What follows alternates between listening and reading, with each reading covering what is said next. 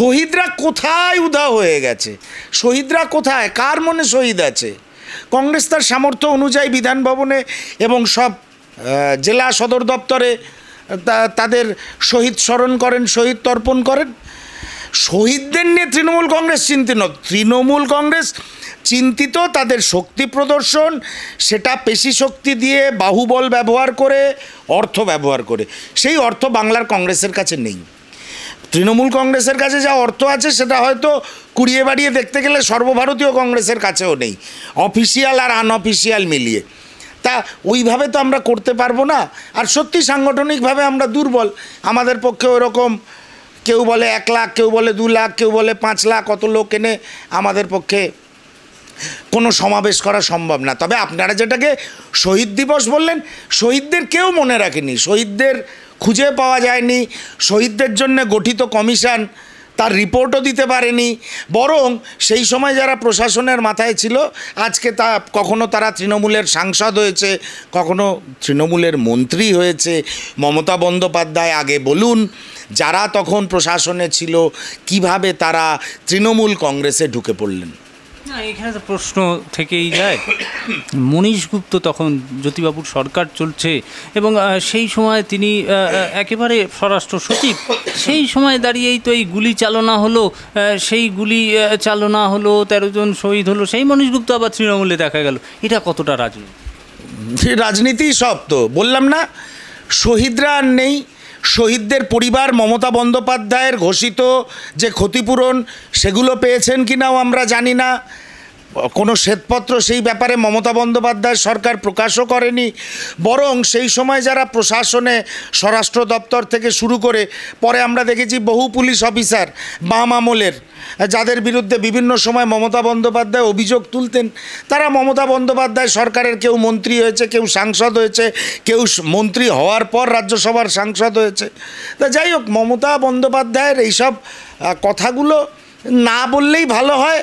উনি শহীদ তর্পণ বা শহীদ দিবস অনুষ্ঠানটাকে এবার ধীরে ধীরে একটা অন্য নামকরণ করে তৃণমূলের বার্ষিক অনুষ্ঠান বা শক্তি প্রদর্শন বা অন্য একটা কিছু নামকরণ করে করলেই ভালো হয়। কারণ শহীদরা হারিয়ে গেছে, শহীদদের পরিবাররা হারিয়ে গেছে, শহীদদের পরিবাররা ক্ষতিপূরণ পেয়েছে কিনা আমরা জানি না। তাই এই নাটকগুলো আর কী লাভ? আর অবশেষে আমরা কয়েক বছর আগে দেখেছিলাম দেব মঞ্চে উঠে শহীদ দিবসে দুঃখ করার জায়গায় পাগলু ডান্স করছে, সেটাও আমরা দেখেছি। হ্যাঁ, একেবারেই তাই। আমি অখিলেশ যাদবের আশাটা নিয়ে একটা প্রশ্ন। মাথায় লাল টুপি, একদম সভা শেষ হওয়ার আগে হাতে হাত, বললেন সেকেন্ড লার্জেস্ট পার্টি হাম লড়েঙ্গে এক সাথ। কোথায় লড়ার কথা বলছেন?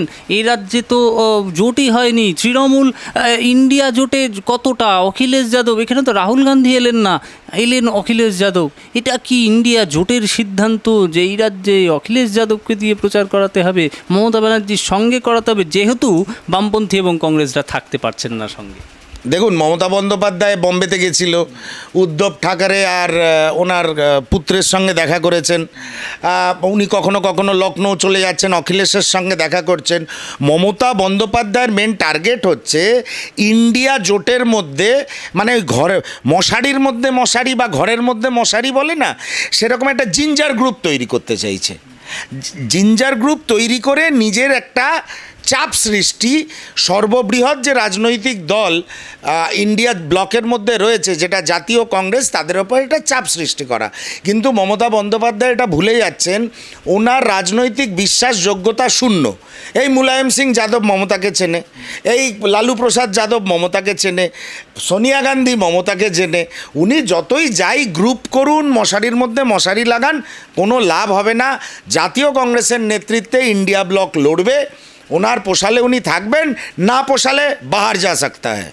না, উল্টোটাও তো যদি আমি বলতে পারি। আমি একদম প্রসঙ্গটা শেষ করছি। আপনি উল্টোটা বলবেন কেন? উল্টোটা বলবেন কেন?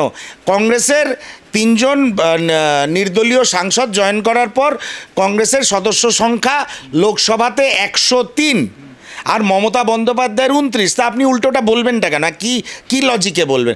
সাংবাদিকতা করেন তাই বলতে হবে? না, একদমই না। আমি বলছি চুলকে ছেড়ে দাও। না, একদমই না। একদমই একটা বিষয় হচ্ছে তাই যে রাহুল গান্ধী, আমি যেমনটা বললাম, জোটে আসতে পারছেন না, কিন্তু এই রাজ্যের ক্ষেত্রে বিরোধিতা রয়েছে। সে কারণে একটা একেবারে অন্য একটা মেরুর লোক অখিলেশ যাদব, তাকে দিয়ে কি এই দেখুন, মমতা বন্দ্যোপাধ্যায়ের সমাবেশে কে আসবেন কি না আসবেন সেটা কংগ্রেসের মাথা ব্যথার কারণ নেই।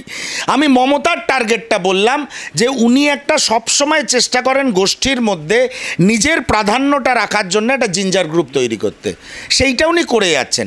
অখিলেশজি আসাতে সেটা একটু ইম্পেটাস পেল, কিন্তু আলটিমেটলি অখিলেশজিও প্লেনে উঠে বলবে बोला था आया था, ये इसे मेरा पापा भी जानता है, हम भी जानते हैं।